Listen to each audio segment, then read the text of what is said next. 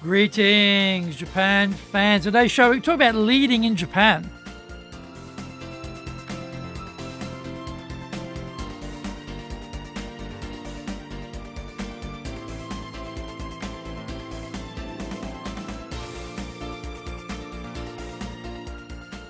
Maishu, arigatou gozaimasu, and welcome back to the 10th year of the Leadership Japan series. I'm your host in Tokyo, Dr. Greg Story, Dale Carnegie Tokyo franchise owner, president of Dale Carnegie Tokyo Training, and three-time best-selling author of Japan Sales Mastery, which is Zaegyo in Japanese, Japan Business Mastery, Japan Presentations Mastery, and my new book, Stop Wasting Money on Training, which in Japanese is Training de Okane o Muda ni Suru no wa Yamimashou.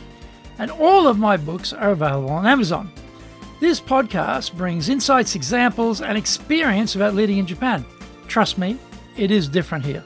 Don't forget to subscribe and share this podcast with your family, friends, and colleagues. We are not being sponsored by Libsyn, but we value your privacy, which is why we have our podcast hosted by Libsyn. Unlike many other hosting organizations, Libsyn have a strict policy that does not allow access to your private information by anyone. Mondays, the Cutting Edge Japan Business Show podcast. Tuesday, the Presentations Japan series. And every second Tuesday, the Business Touches in no Oshie show. Wednesdays, the Sales Japan series. Thursdays, the Leadership Japan series. And every second Thursday, the Business Pro Podcasto show. Fridays, the Japan Business Mastery Show podcast. Saturdays, Japan's top business interviews. Before we get going, today's handy Japanese phrase is Osaki ni shitsurei shimasu. Osaki ni shitsurei shimasu. This is what you say.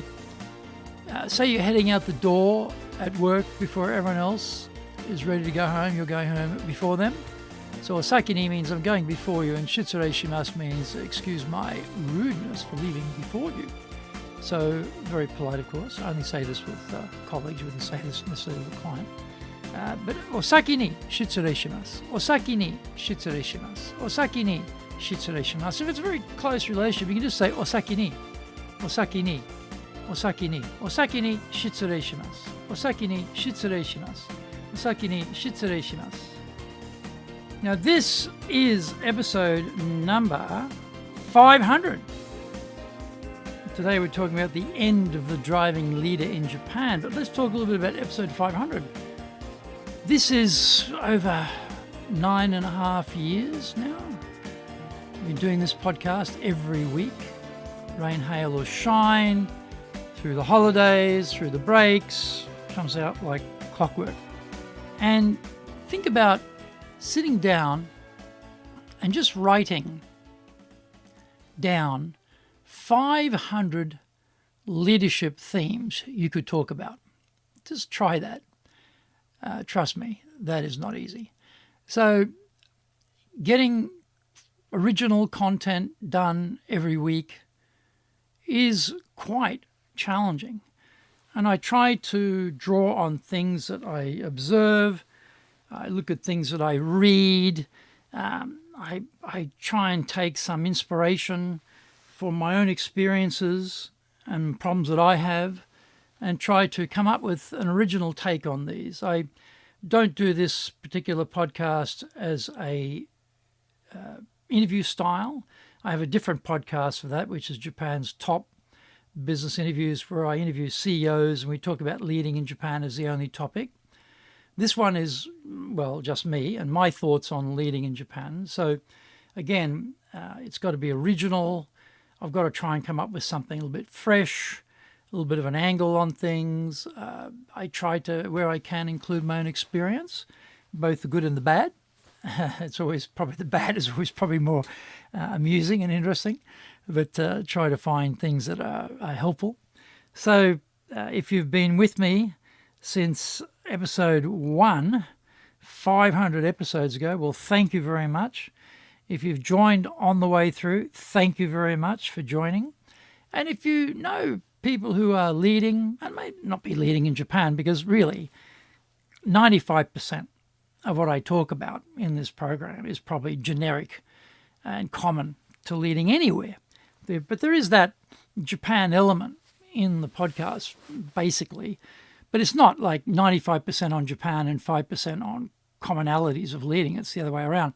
So you may have colleagues, you may have family, you may have friends who are also in leadership positions or about to go into leadership positions, and they may not know that this exists. Now, we have covered over 500 episodes, a massive range of topics. If you can't find something in those 500 episodes that's useful, that would be very surprising.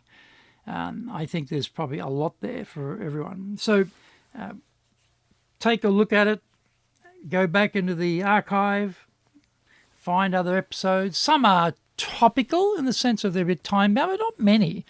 Most of the things I talk about are rather evergreen and always relevant. There's not that many that are sort of, going to have a short shelf life. They tend to be fairly fundamental aspects of leading. So thank you. Thank you for supporting the podcast. Thank you for allowing me to do 500 episodes. Can I do another 500? That is a very good point. I'm wondering about that myself. Can I keep going and keep coming up with something original to say? Haven't I said it all already? Is there anything new to say about leadership? Maybe. Let's see. I'll keep doing my best, but the day that I get to a point where I feel I'm just repeating myself or I've, run out of scope on things to talk about, or originality for that matter, then I will call it a day and not continue. But so far we got to 500. As I talk about, I have other podcasts, but this is the one where I started, so it naturally has the most episodes. So let's get into today's show, the end of the driving leader in Japan. Western leadership is a meritocracy where the most driven, talented, hardest working and ambitious are given the responsibility for those who cannot make it to the top. Everyone knows the rules and the system works pretty well. The American version is at one end where the degree of ruthlessness is more pronounced and accepted. Other Western nations have less stringent variations, but fundamentally follow the same basic ideas about who deserves to be a leader. What happens when you put these leaders in charge of a Japanese team? The hero's journey is not pronounced so much in Japan because the hero cannot make it alone. Here, the team is required to pull together as a unit, and strengths and weaknesses are evened out across jobs and personalities. The idea of 1 + 1 = 5 is often talked about in the West as an aspiration, but in Japan it is the reality. The component parts are harmonised and concentrated to get the results. Individual requirements are not promoted above the good of the group. Landing into Tokyo and applying the Western hard-driving leadership model will end in tears for everyone and make the newbies' stay here brief and frustrating. Intangibles are important, and connections is a big one. I remember a previous staff member of mine seeking advice on what to do about his new bolshy boss. I told him to hang in there and wait until he got posted somewhere else. Unfortunately, he couldn't bear it anymore and quit. When he quit, 200 others quit as well. They weren't other staff. They were key relationships in that industry built up over multiple decades. My previous staff member was no doubt replaced, but those relations of his will only be replaced over decades to come, and that loss is huge. The new broom was clueless about that aspect because he thought he was getting the staff aligned with the new direction. His own glorious career was uppermost in his mind as he wrought havoc left and right. As I've talked about before, getting changes in Japan is tough. It's also tough for Japanese leaders too, and requires immense amounts of time to be invested in one-on-one persuasion. This effort requires trust, communication, and persuasion skills. Imagine trying to do that where there is no common language level capability. Mistakes, misunderstandings, and confusion are bound to be the product of two people trying to communicate but doing so imperfectly. Also, imagine if in 2023 you were illiterate and trying to run a complex organization. That is a reality for maybe 99% of foreign leaders in Japan, because few speak Japanese and even fewer can read or write in Japanese. It is hard to be majestically self-assured when you cannot read or write. Find out more. We come back from the break.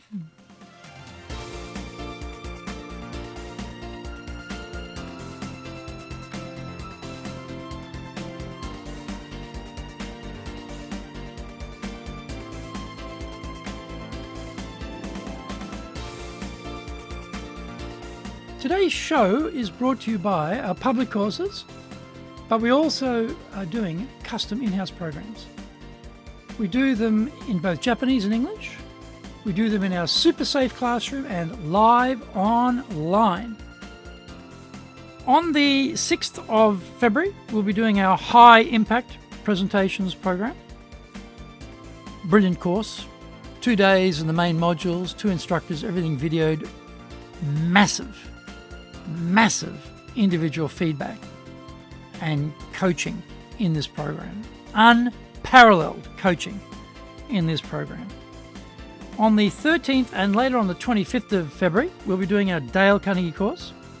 This is one of those rare programs that really works on mindset as well as a number of other things, but very helpful for getting change, very helpful for changing. Excellent program. On the 13th of February, we're doing our Leadership Training for Managers program. Everything you need to know, how to plan, how to do the brainstorming, how to run the meetings, how to get the delegation going, how to deal with mistakes, how to do the performance review, how to do the coaching, how to do the communication. What's the difference between being a manager and a leader? I mean, it's got the works in this program. Incredibly, incredibly comprehensive. Very, very, very deep program. Excellent work. On the 14th of February, we're doing Winning with Relationship Selling. We're not after a sale in this program. That's not our objective. We're not teaching you how to get a sale in this program. Sounds a bit counterintuitive, you might be thinking. Actually, it is, because we're after the reorder. That's what we're teaching you to get in this program. How to build that relationship. How to build that trusted advisor status with the buyer. How to get the reorder is what this program is all about. Go to our website at www.dale-carnegie.co.jp. That's www.dale-carnegie.co.jp. Lots and lots of value there for you. To do better in Japan, email me at greg.story@dalecarnegie.com. If you like learning by watching video, then we have nearly 2,000 there for you at Tokyo, Japan, Dale Carnegie TV on YouTube.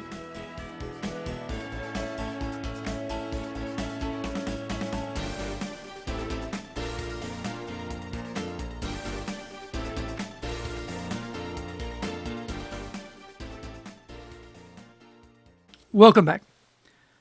All of our staff speak English is the supposed antidote to the plight of the illiterate leader. Just to make it more interesting, as foreign leaders, we speak too quickly and pepper our language with idioms and uncommon phrases. Even as a foreigner here, I find American English can be challenging because I didn't watch their television programs and I didn't grow up there. I don't listen to rap music, and I don't watch many movies these days. Sometimes I have no idea what they're talking about and have to ask for a clarification. Now, I'm a native speaker who, coming from sporty Australia, am fairly used to sporting metaphors. If I have grown up in Japan, though, and English as a language I've learnt at school and varsity, there are bound to be huge gaps in understanding. Being a diligent Japanese team member, I won't embarrass the boss by admitting their communication is flawed and that I have little clue as to what they are talking about. I will nod, smile, and act polite and wonder what is going on. Pushing a piece of string is a good metaphor for the driving foreign leader in Japan. Strength of will only get us so far in our own cultures and will basically get you nowhere here because that isn't how things work. Firing people who won't do what you want isn't considered a valid reason for termination in Japan, so persuasion is the required method. Often the reason is related to the client relationship. The foreign boss may be here for 3 to 5 years, but the client is here forever, long after the memory of that pesky boss has faded away. Also, we should add in time, lots of time. If you're in a hurry, then you are piling on heaps of unnecessary pressure, rushing things through, getting lots of stuff done, making quick decisions and driving the results are the hallmark of the successful boss in the West. That would be a list very hard to apply to most Japanese leaders. Quick decision-making here is seen as being flippant and not being considered enough, not taking the time to gather the facts and information needed to make the right decision. In fact, rather than the right answer, Japan is more concerned in getting the question right. Think about that. And you see what a different approach is being taken here.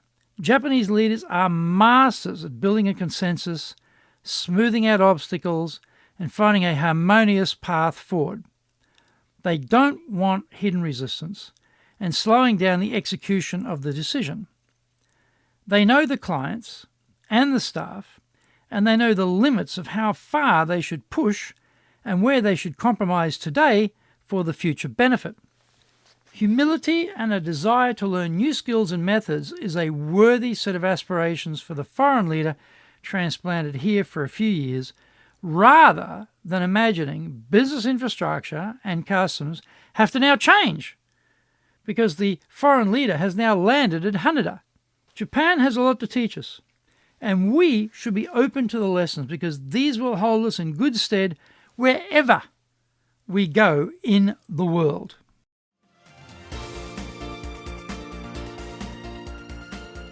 Thank you for joining the Leadership Japan series. If you found the program useful, then tell your family, friends, and colleagues. Don't forget to subscribe and share this podcast. You can contact me at greg.story@dalecarnegie.com. Our website is www.dale-carnegie.co.jp. Until the next episode, take what you thought valuable, put it into action, because idea application is what makes winners winners. So be one of them. Remember, I'm in your corner, committed to your success here in Nippon.